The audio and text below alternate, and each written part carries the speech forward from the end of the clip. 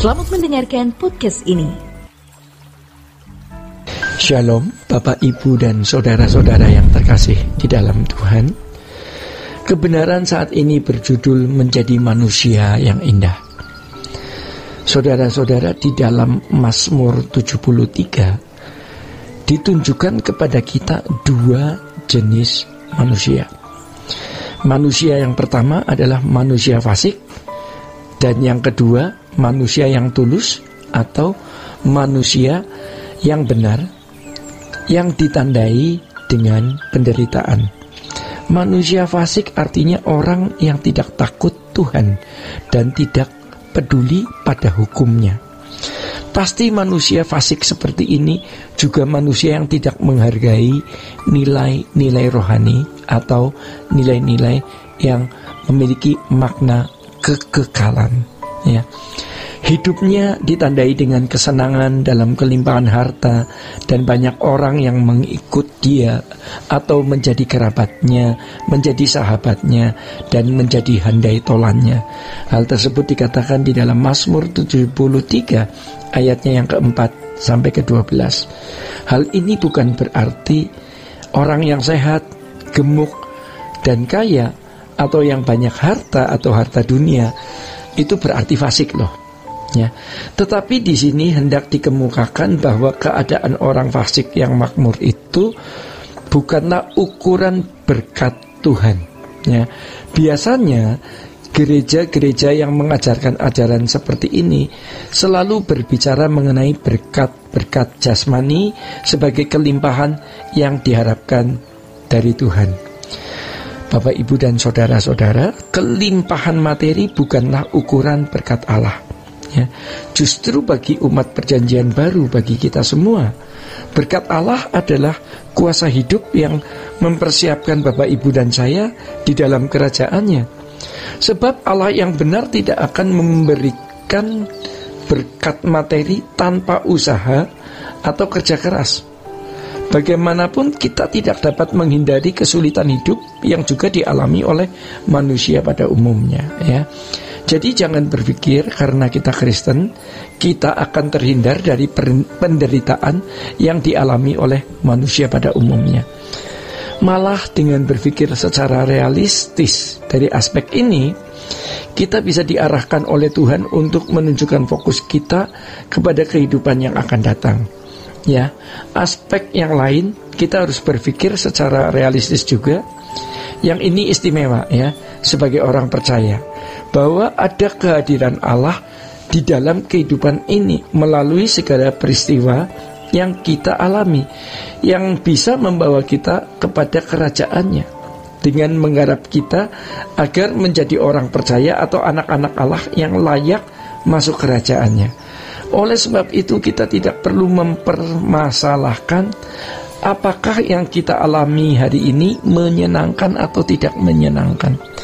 Tapi yang harus kita persoalkan adalah apakah yang kita alami bisa membuat Bapak, Ibu, dan saya bertumbuh menjadi manusia yang indah di mata Allah atau tidak.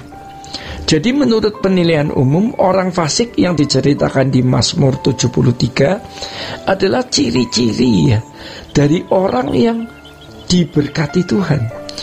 Sehat, tidak pernah sakit, senang selamanya, gemuk.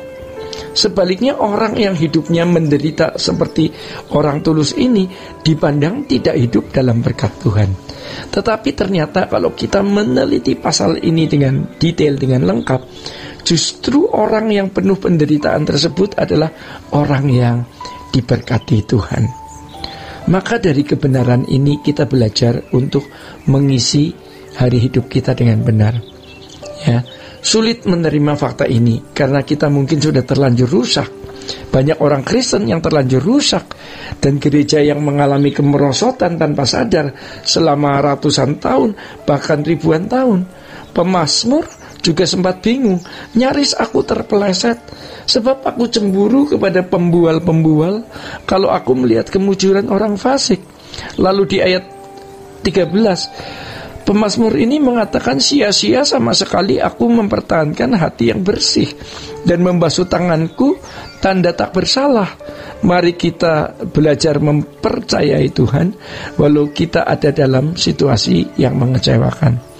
Jadi Bapak, Ibu, dan Saudara, kita dapat membandingkan perbedaan kedua orang tersebut, antara orang fasik dan orang yang tulus, antara orang yang pertama yang tidak berurusan dengan Tuhan tetapi berurusan dengan dunia, yaitu dengan kesenangan hidup dan orang-orang di sekitarnya. Tetapi orang tulus berurusan dengan Tuhan. Kita pun seharusnya bisa, ya. Ini yang kita harus persoalkan. Apa artinya kita punya gelar kekayaan kalau kita tidak belajar mengenal Allah? Maka kita harus menerima realita ini, ya. Kita hidup di dunia ini, di dunia yang sudah rusak. Bapak, Ibu, dan saya ikut mengalami kesulitan.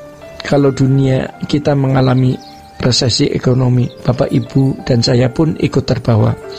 Kalaupun kita tidak miskin seperti orang lain, kita akan ikut terbawa dampak kemiskinan lingkungan.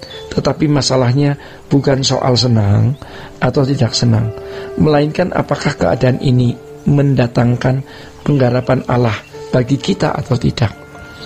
Lalu terima realitas keadaan Allah yang melalui semua peristiwa itu kita disempurnakan menjadi indah, ya. Maka kalau kita mau ada di kawasan Tuhan, kita harus menerima realitas, ya. Realistis juga di dalam menghadapi hidup.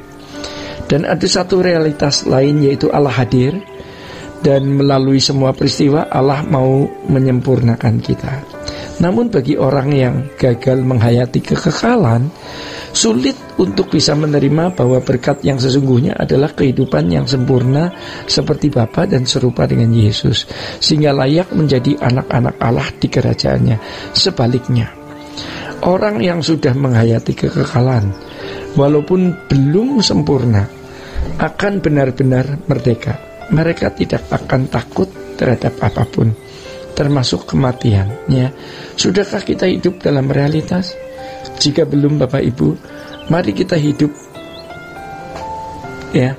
Mari kita ubah, ya, pola pikir kita dengan kebenaran. Jadi jika belum, mari kita ubah pola pikir kita dengan kebenaran sebelum kesempatan kita di dalam mengubah hal tersebut menjadi berlalu. Baik Bapak, Ibu, dan saudara-saudara yang terkasih di dalam Tuhan, demikian kebenaran saat ini. Tuhan Yesus memberkati. Sola Gracia.